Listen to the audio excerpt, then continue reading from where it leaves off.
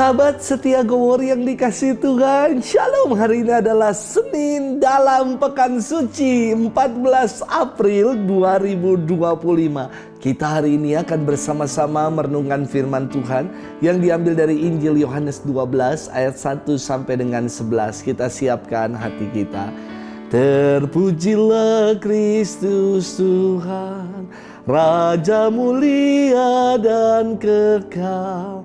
Salam ya Raja kami, hanya Engkaulah yang mengasihi kesesatan kami.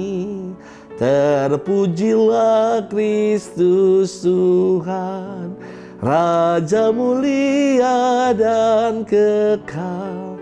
Tuhan bersamamu dan bersama rohmu. Inilah Injil suci menurut Yohanes, dimuliakanlah Tuhan. 6 hari sebelum Paskah, Yesus datang ke Betania, tempat tinggal Lazarus yang dibangkitkan Yesus dari antara orang mati. Di situ diadakan perjamuan untuk dia dan Marta melayani, sedang salah seorang yang turut makan dengan Yesus adalah Lazarus. Maka Maria mengambil setengah kati minyak narwastu murni yang mahal harganya, lalu meminyaki kaki Yesus dan menyekanya dengan rambutnya, dan bau minyak semerbak di seluruh rumah itu.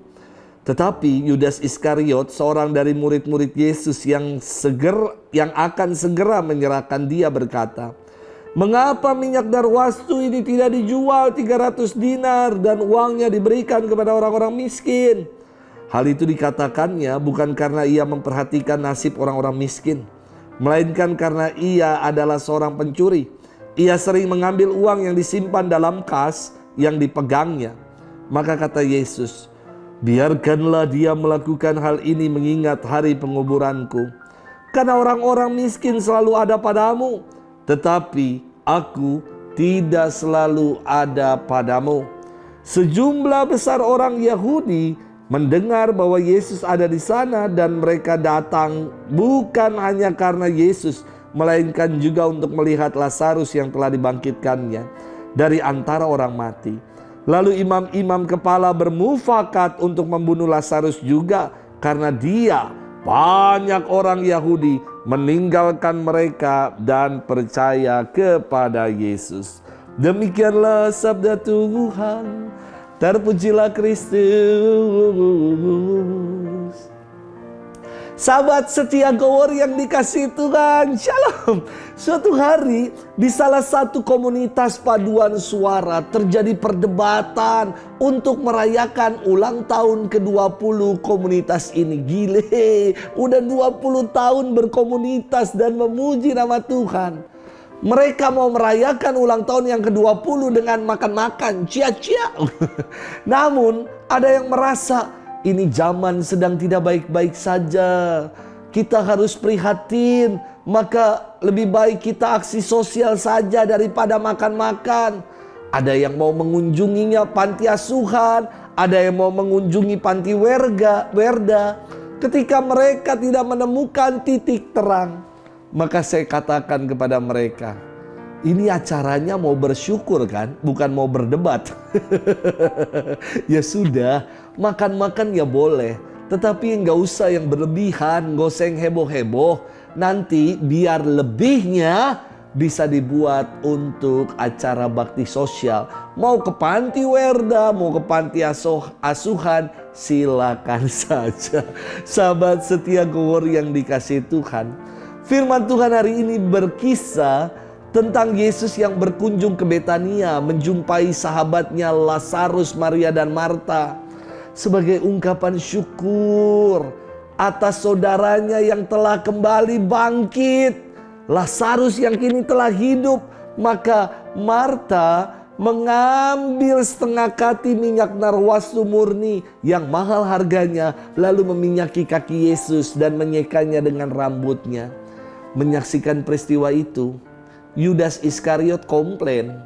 Ia berkata kepada Yesus, "Mengapa minyak narwastu ini tidak dijual? 300 dinar harganya. Uangnya kan bisa dibagikan kepada orang-orang miskin." Kita tahu ya, bahwa 1 dinar adalah upah bekerja selama 1 hari. Berarti 300 dinar adalah upah orang bekerja selama 300 hari atau lebih kurang selama 10 bulan.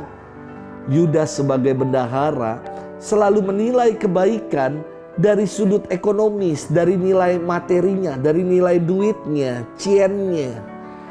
Maka ia memandang ungkapan syukur, pelayanan dan segala yang baik sebagai hal yang receh karena menilainya dari ukuran material saja. Janganlah kita menjual ucapan atau ungkapan syukur dan pelayanan kita dengan nilai-nilai ekonomis. Mau kasih berapa, berani piro. Tetapi marilah kita mengungkapkan syukur. Dan pelayanan kita yang kita buat adalah karena kita menyadari betapa besar sungguh kasih Allah dalam hidup kita. Sahabat setia Gowor yang dikasihi Tuhan, ungkapan syukur yang kita tuangkan dalam karya pelayanan nilainya itu sangat berharga. Dan tidak bisa dinilai dari uang atau dari materi, tetapi nilainya dari ketulusan yang kita buat.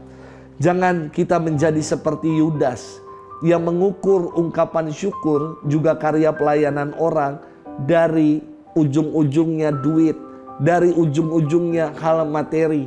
Orang yang pikirannya picik seperti itu, maka mudah sekali berkhianat dan tega menjual Yesus gurunya seharga 30 keping perak.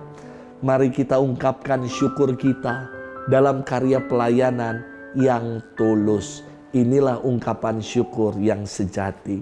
Selamat bermenung. Tuhan memberkati kita selalu. Bapa dan Putra dan Roh Kudus. Amin.